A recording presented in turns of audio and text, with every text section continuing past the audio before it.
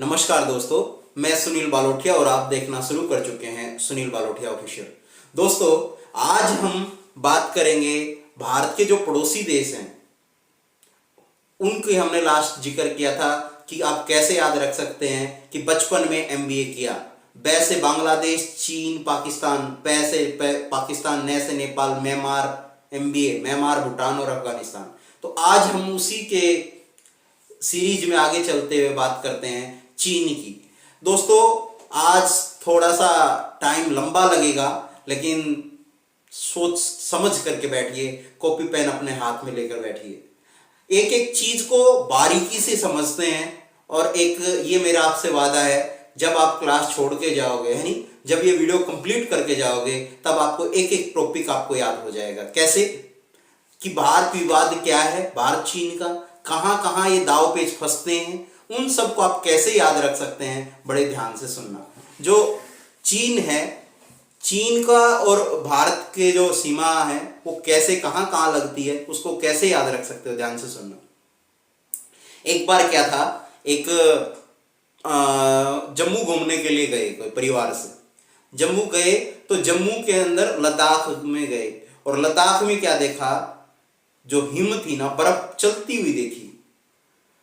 जम्मू गए और जम्मू के अंदर क्या थे, घूमते घूमते लद्दाख पहुंच गए और वहां पे बर्फ क्या थी, चल रही थी। बर्फ को चलते देख करके उनको यूएस जैसा मजा आ गया। यूएस के अंदर क्या था, पानी के जो झरने हैं, जलप्रपात हैं, उनको जैसा मजा आ गया। यदि इतनी बात आपको याद हो जाती है तो भारत का जो चीन और भारत की जो सीमा है वो किन किन राज्यों से लगती है वो आपको याद हो जाएगा। कैसे, जम्मू एंड कश्मीर। तो जम्मू कश्मीर सबसे पहला जो राज्य है चीन के साथ सीमा साझा करता है, उसमें लद्दाख है।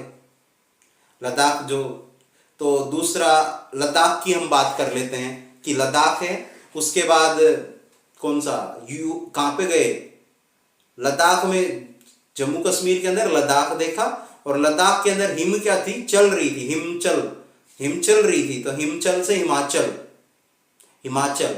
तो उनको ने क्या देखा, यूएस जैसा, यू से यूके जिसको उत्तराखंड कहते हैं, एस से यूएसए, एस से आपको सिक्किम, ए से अरुणाचल प्रदेश।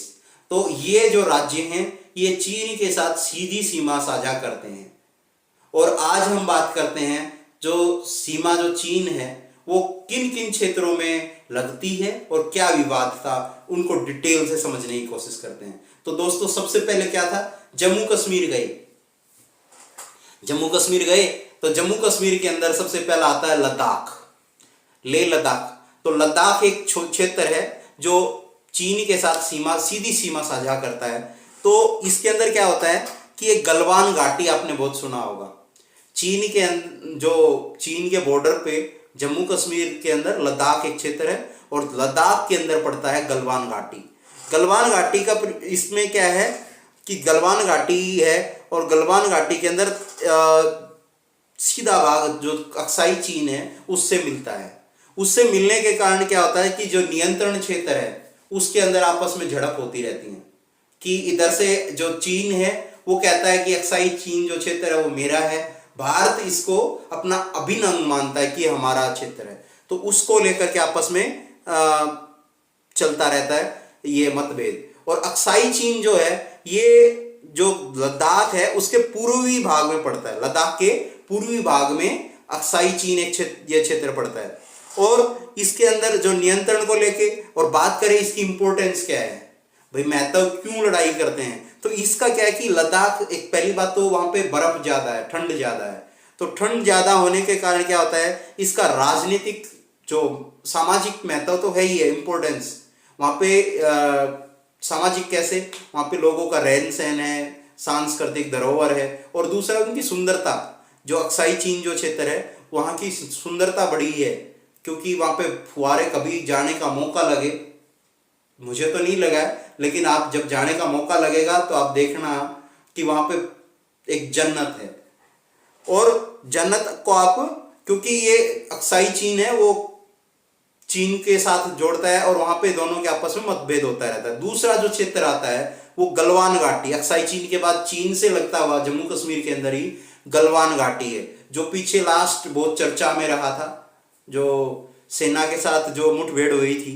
तो लद्दाख के पूर्व में स्थित है, जो गलवान घाटी है वो लद्दाख के पूर्वी भाग में स्थित होता है। और ये क्या है कि यहाँ भी एक सेना के बीच में, इधर भारतीय जो सेना है वो 24 घंटे तत्पर खड़ी रहती है, जो अपने सेना है वो हमेशा तैयार रहती है देश की सेवा के लिए।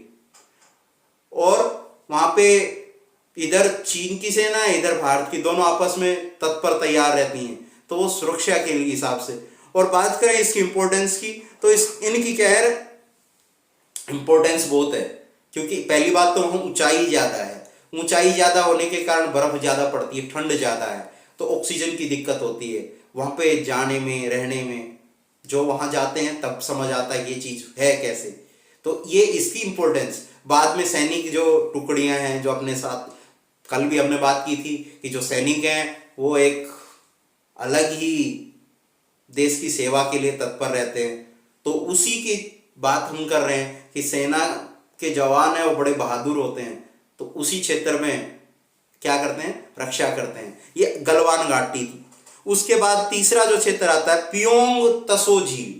पियोंग तसो झील है, ये भी क्या है, जम्मू कश्मीर के अंदर सबसे लंबी झील है।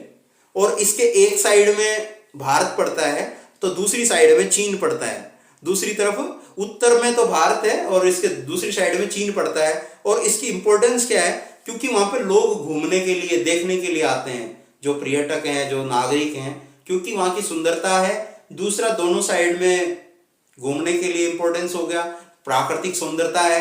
साथ में जो सेना का जो परेड मार्शल वाला हिसाब है वो वहां भी होता है, तो उसके कारण एक हुजूम रहता है लोगों का देखने का। इसलिए इसका एक मतलब सांस्कृतिक धरोहर तो है ही है, ऐतिहासिक भी इनकी इंपॉर्टेंस है। तो ये गलवान घाटी जो पियोंग तसो झील थी, इसकी भी एक अलग महत्ता है। ये भी क्या करता है, चीन के साथ, जो अक्साई चीन है उसके साथ सीधी सीमा साझा करता है। तो ये चीज आपको समझ आ गई होगी। अब आगे चलते हैं हम। उसके बाद क्या आता है अपना चौथा जो जम्मू कश्मीर के अंदर आता है वो है चुमार करके एक जगह, चुमार। यह लद्दाख के दक्षिण में स्थित है, लद्दाख के दक्षिण में है। और ये क्या करता है, चीन, जो अक्साई चीन है उसके साथ सीधी सीमा साझा करता है। वहां पर भी क्या होता है कि दोनों के अंदर जो देश हैं उनकी सेना के अंदर समय समय पे मतभेद होते रहते हैं, मतलब सीमा के क्षेत्र को लेकर के आपस में तो संघर्ष होता रहता है। वहाँ पे सेना 24 घंटे तैयार रहती है अपने साजो सामान के साथ। साजो सामान मतलब टेक्नोलॉजी के हथियार हैं, जो चीज़ें हैं उनके साथ, उपकरण हैं, आधुनिक उपकरणों के साथ, कि दूसरी सेना क्या कर रही है, क्या किस तरीके से। बात करें इसकी इम्पोर्टेंस की, तो सीमा तो साझा करते ही हैं, वहाँ पे जो सैनिक हैं वो रहते हैं। प्लस में इसका क्या होता है कि जो लोगों को आने जाने का जो इम्पोर्टेंस, सबसे इम्पोर्टेंट चीज़ वही है। तो ये चुमार जो क्षेत्र है वो भी एक महत्वपूर्ण रोल निभाता है। उसके बाद पांचवा आता है जो जम्मू कश्मीर के अंदर डेम चौक एक जगह है, डेम चौक, ध्यान से सुनना। डेम चौक है वो क्या करता है, जो लद्दाख के पूर्वी भाग में स्थित है, लद्दाख के पूर्वी भाग में स्थित है। और यहाँ पे क्या होता है, सबसे ज्यादा सीमा विवाद ये डेम चौक में होता है। डेम चौक में सीज फायर का उल्लंघन आपस में चलता रहता है। और इनकी इंपॉर्टेंस की बात करें तो कारण क्या है कि वहां पे सेना की गतिविधियां सबसे इंपॉर्टेंट चीज। दूसरा, व्यापार के क्षेत्र में भी ये रोल, इंपॉर्टेंट रोल निभाता है। ये तो था जम्मू की। तो अब हम क्या थे, लद्दाख, जम्मू कश्मीर में गए, लद्दाख, जम्मू कश्मीर के अंदर क्या था, लद्दाख गए। और लद्दाख में जाकर क्या देखा, यूएस जैसा नजारा। तो यू से हिम चलती हुई देखी थी ना, कि कहाँ, जम्मू कश्मीर गए, लद्दाख गए, और लद्दाख के अंदर क्या था, हिम चल रही थी, बर्फ चल रही थी। हिमचल से आपको क्या याद होगा, हिमाचल प्रदेश। मजा आ रहा है, हिमाचल प्रदेश, ध्यान से सुनना, मजा आएगा, ये मेरा आपसे वादा है, लास्ट तक हर चीज समझ आएगी।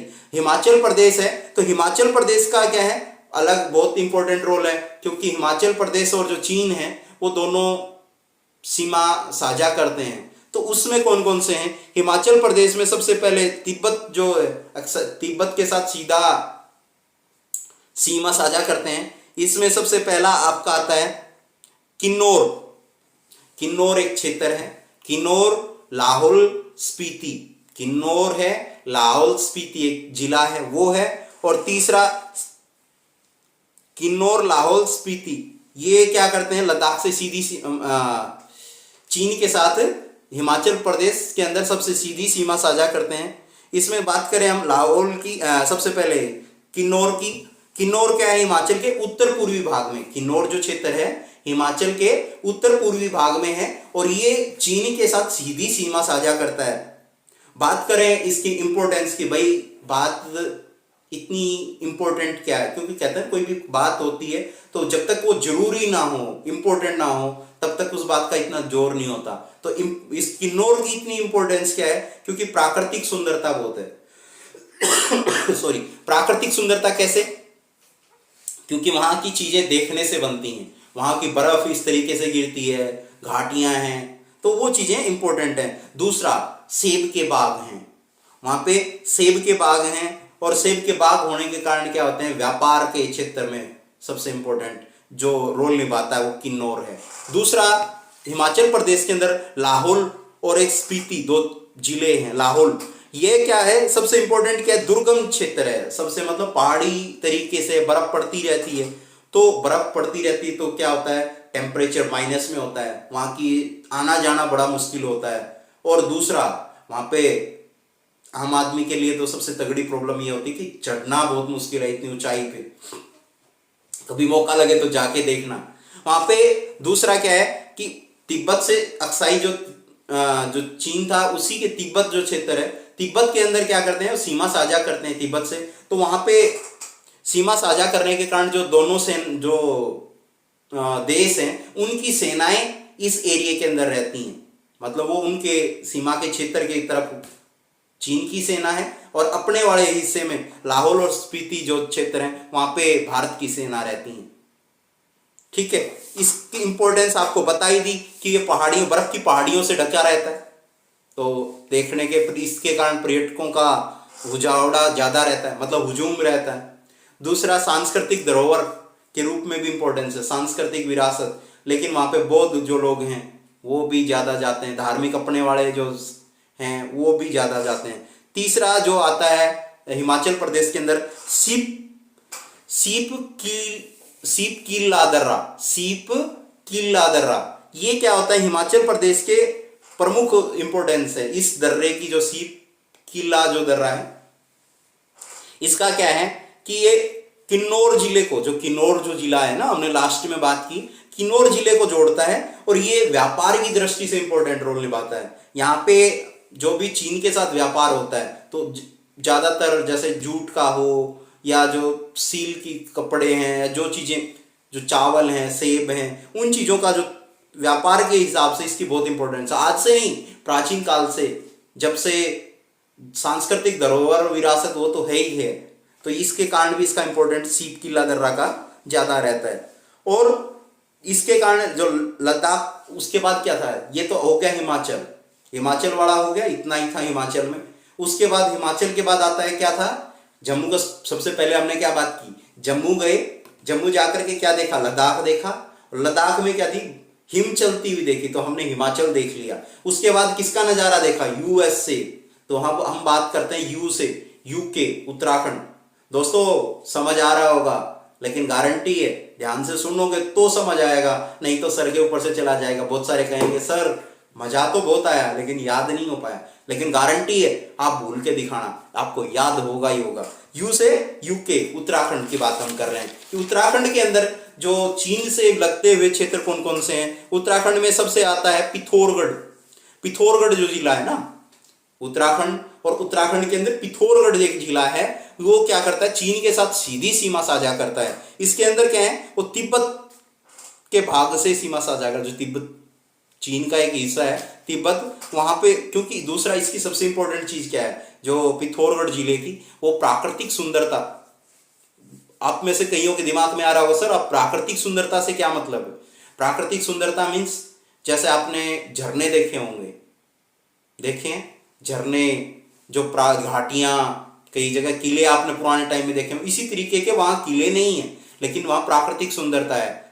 वहां पे आप ग्लाइडिंग कर सकते हो, पैरासूट से जाना, नीचे उतरना, स्लाइडिंग करते हुए या इस तरीके की जो चीज़ें हैं, या वहाँ पे, लेकिन वहाँ कठिन कठिन भौगोलिक कठिन परिस्थितियाँ हैं, वहाँ पे ऊपर जाना, ऑक्सीजन की प्रॉब्लम है, बर्फ़ ज़्यादा गिरती है, तो आम आदमी ये इश्यूज हैं। बात करें इसकी पिथौरगढ़ जिले का इतने इम्पोर्टेंस क्या है, जो पिथौरगढ़ जिला है वो सीधी सीमा तिब्बत से साझा करता है, तो वहाँ पे जो दोनों सेना है सिक्योरिटी पर्पज से ज़्यादा है। सिक्योरिटी मीन्स दोनों देश आपस में अपनी सीमा के लिए, सुरक्षा के लिए तैयार रहते हैं, और व्यापार की दृष्टि से भी ज़्यादा इंपॉर्टेंट निभाता है। व्यापार के अलावा जैसे व्यापार के अलावा मेन चीज़ क्या है, ये कुमाऊं क्षेत्र जो है ना, कुमाऊं को आपस में जोड़ता है, जिसमें ओम पर्वत, ध्यान से सुनना, ओम पर्वत है, कैलाश पर्वत, जो हम कैलाश पर्वत जाते हैं, कैलाश जो भोले बाबा सभी जानते हैं क्योंकि उनकी महिमा तो अपरंपार है। भोले बाबा की जो कैलाश पर्वत है वो भी इसी क्षेत्र में स्थित है। उसके बाद आता है चमोली जिला। चमोली एक क्षेत्र है। चमोली क्या करता है, ये उत्तराखंड को उत्तर पूर्वी, जो उत्तराखंड और चीन को क्या करता है, उत्तर पूर्वी भाग को आपस में जोड़ता है, और इसमें धार्मिक और सांस्कृतिक ज्यादा इंपॉर्टेंस है इस क्षेत्र की। कारण क्योंकि धार्मिक इंपॉर्टेंस है, साथ में व्यापार की दृष्टि से, धार्मिक से, क्योंकि वहां पे भोले बाबा है तो सब लोग जाएंगे दर्शन करने के लिए। ठीक है, चमोली का नीति घाटी क्षेत्र, ये जो नीति घाटी एक जगह है, नीति घाटी जगह का नाम है नीति घाटी, ये सीधा चीन से क्या करता है, सीमा साझा करता है। ठीक है, इसके अलावा बद्रीनाथ, ये चमोली घाटी के अंदर पड़ता है। बद्रीनाथ जो भोले बाबा का ज्यादा है। दूसरा हिमकुंड है, हिमकुंड साहिबा कुंड, ये जगह ज्यादा फेमस है, तो ये जो चमोली जिले के अंदर आती हैं। उसके बाद अगला जो उत्तराखंड के अंदर आता है वो है लिपू लेख दर्रा। लिपू लेख दर्रा भी है, पिथौरगढ़ जिले के अंदर पड़ता है। ध्यान से सुनना, पिथौरगढ़ जिले के अंदर पड़ता है, और इसका क्या करता है, नेपाल, चीन और भारत तीनों का त्रिकोणीय, मतलब ट्रायंगल जो तरीके से सीमा साझा करता है। और इसका त्रिकोणीय होने के कारण क्या होते हैं, तो आपस में तू मैं चलती रहती है चीन और भारत की, मतलब तू मैं का मीन्स सिक्योरिटी पर्पज से बात कर रहे हैं।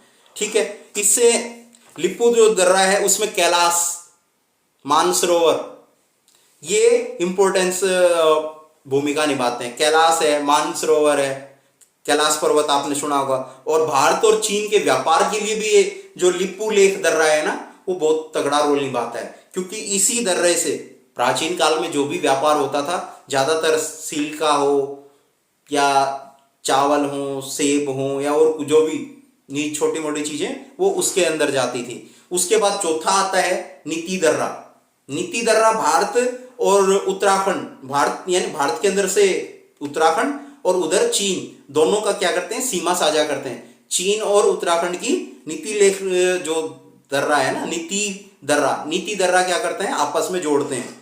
ये इंपॉर्टेंट रोल निभाता है नीति दर्रा क्यों निभाता है, क्योंकि भारतीय सेना है वो इसी दर्रे से भारत की जो बॉर्डर की सिक्योरिटी है उसको करता है। ये बात आपको याद होगी। तो इसी के साथ आपको क्या है, उत्तराखंड के जो क्षेत्र थे जो चीन के साथ सीमा साझा करते थे, वो आपको याद हो गए होंगे। अब हमने क्या बात की थी, सबसे पहले हम कहाँ गए थे, जम्मू कश्मीर, और जम्मू कश्मीर के अंदर कहाँ, लद्दाख। तो जम्मू कश्मीर से लद्दाख, जम्मू कश्मीर आपको याद हो गया। हिम को क्या चलते हुए देखा था, हिम यानी बर्फ को चलते हुए देखा, तो हिमाचल प्रदेश आपने पढ़ लिया। यूएसए, यू से यूके पढ़ लिया, एस से सिक्किम। अब बात करते हैं हम सिक्किम, यूएसए, एस से सिक्किम के जो क्षेत्र हैं वो कौन कौन से चीन के साथ सीमा साझा करते हैं, उसको थोड़ा सा ध्यान से पढ़ते हैं। कैसे आप सब इसको याद रख सकते हो। जो सिक्किम है ये पूर्व भारत के, सिक्किम है पूर्व क्षेत्र में पड़ता है सीमा, और उसके साथ चीन के साथ सीधी सीमा साझा करता है। और ये गंगटोक से 54 किलोमीटर की दूरी पे पड़ता है। जो ये क्षेत्र है गंगटोक एक जगह है, वहां पे 54 किलोमीटर दूर पड़ता है। बात करें नाथुला जो दर्रा है, सिक्किम का जो नाथुला दर्रा है, ये चीन के साथ सीधी सीमा साझा करता है। तो इंपॉर्टेंस क्या है इसकी ऐतिहासिक इंपॉर्टेंस है, क्योंकि बात ऐतिहासिक है। और सबसे मेन जो बात करें व्यापार की, चीन के साथ जो व्यापार होता है, जूट का हो, सिल्क का हो, तो तो इसका व्यापार चीन के साथ होता था।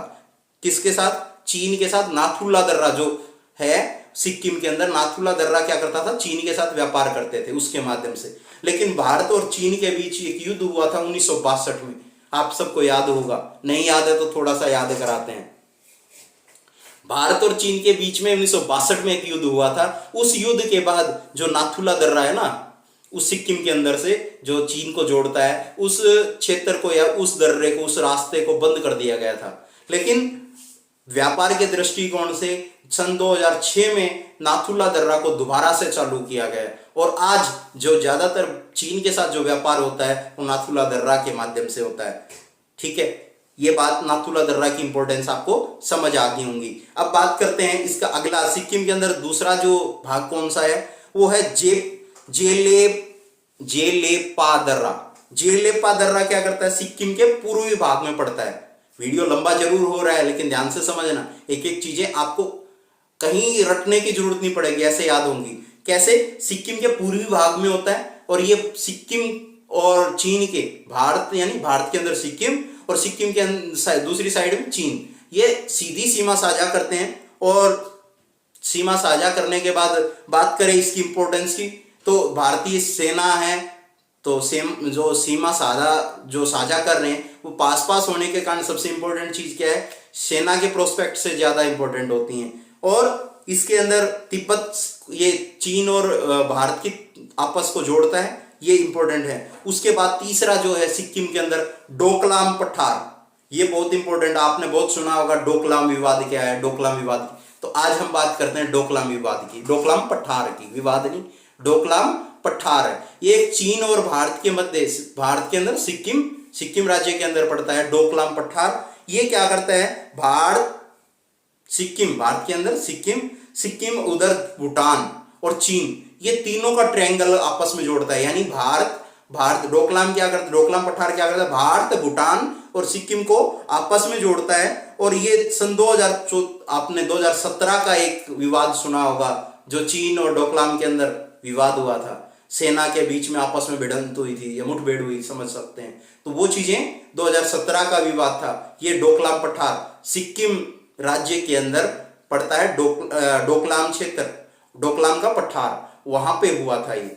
तो इस तरीके से आपको ये चीजें समझ आ गई होंगी। अब बात कर लेते हैं कि ये डोकलाम जो पठार है उसकी इंपॉर्टेंस क्या है, महत्व क्या है।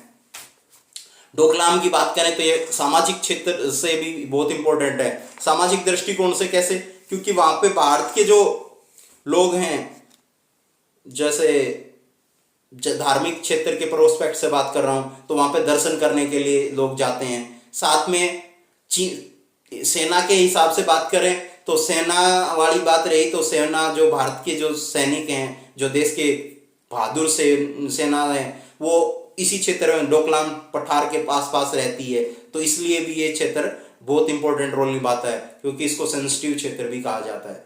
उसके बाद पांचवा आता है अपना, ये चीजें आपको सिक्किम के जो बात याद होगी, सिक्किम कौन से, बस सिक्किम में यही क्षेत्र आपस में जोड़ते हैं। अब लास्ट में क्या था, किस जैसा नजारा देखा था? जम्मू कश्मीर गए, लद्दाख गए, जम्मू कश्मीर के अंदर लद्दाख गए और हिम यानी बर्फ को चलते हुए देखा। तो जम्मू कश्मीर के अंदर लद्दाख, हिम से हिमाचल प्रदेश आपको याद हुआ, यूएस से जैसा नजारा देखा, यू से यूके, एस से आपको सिक्किम याद हो गया। अब लास्ट बचता है ए से अरुणाचल प्रदेश। अब हम बात कर लेते हैं अरुणाचल प्रदेश में चीन का कौन से क्षेत्र के साथ हम सीमा साझा करते हैं।